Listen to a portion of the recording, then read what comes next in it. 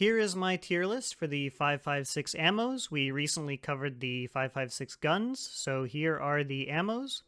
You can kind of see the progression as you go from FMJ as your starting ammo up to M855, then up to M856A1, and the last step of progression is usually the M855A1 because this is the last ammo that you can get from traders that is really, really good. Overall, 5.56 is in a really good spot for the game because M855A1 is one of the better ammos in the game and it is still available on traders. FMJ is the first ammo that you will encounter. This is the starting player ammo. It's available at Peacekeeper level 1. This is below average ammo with a couple of special attributes. This ammo has a plus 10% to accuracy and a minus 5 value for recoil. However, this ammo has a low penetration value, which is not displayed in game. A lot of this stuff is not displayed in game.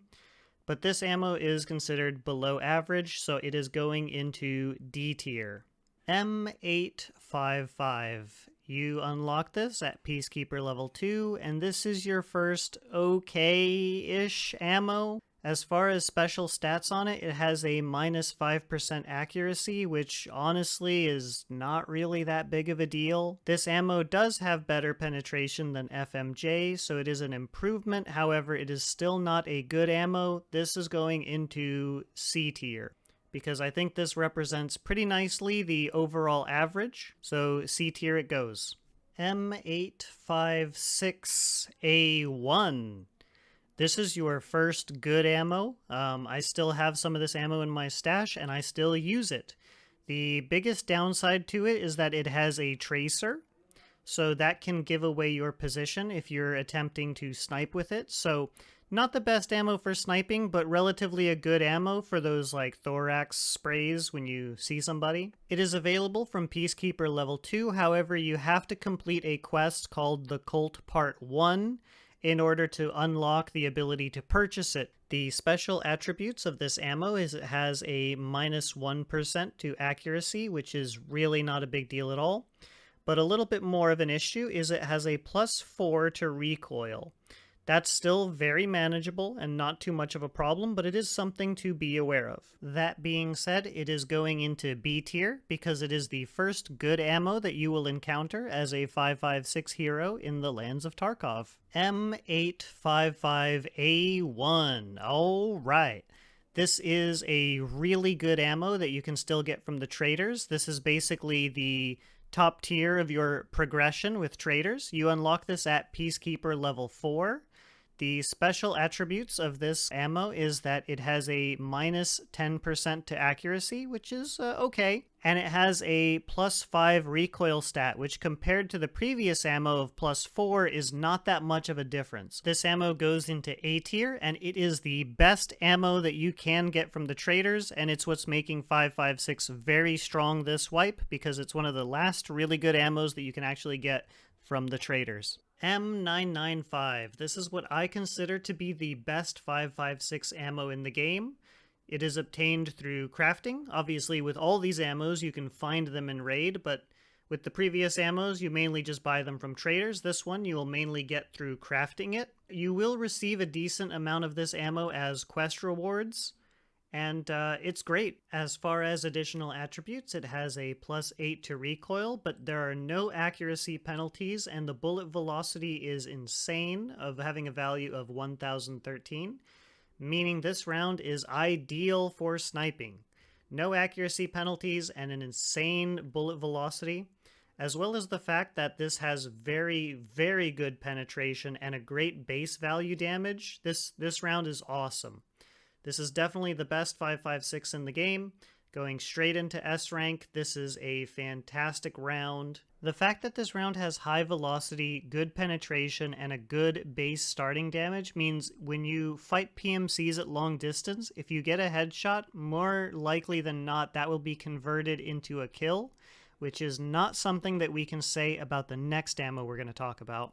SSAAP. I do not like this ammo. When they introduced this ammo to the game, I tried it out, I used it quite a bit, and I realized there was an issue with it.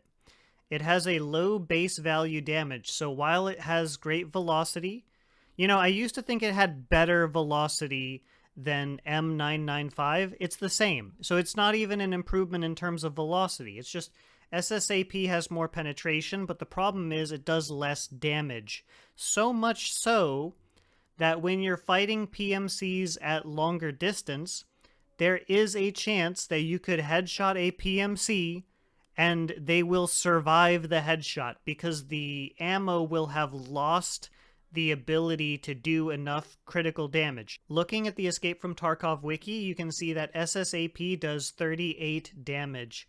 This is a problem because a player's head hitbox has 35 health.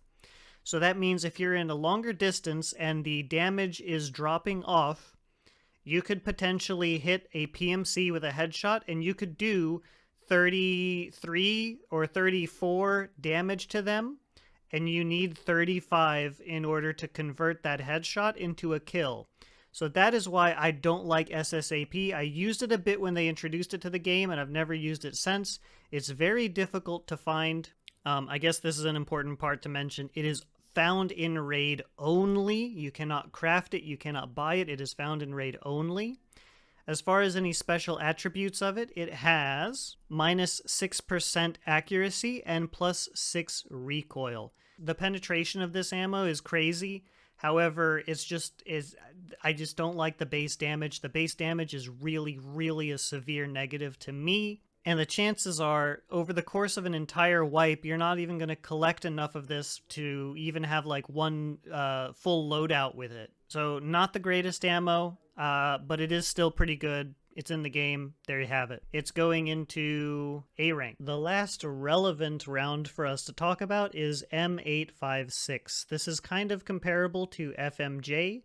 This is not a good round. You should not really be using this, but this is available from Peacekeeper Level 2. If you are debating between M855 and M856, definitely choose M855. Unless there's a specific reason why you need the tracer, M855 is a better round than this. As far as special attributes, it has a minus 2% to accuracy, and it has a minus 2 recoil stat, so that's kind of cool. Overall, this is a bad round, but this is the last relevant round to talk about in 556, so this goes into D tier. It is below average, but it does exist, and it is the worst tracer round. Alright, so now we need to talk about the leftover ammos. See, Tarkov is one of those games where when you first approach it, you're like, wow, there's 100% of this information that I need to know. So then you learn it and you learn it.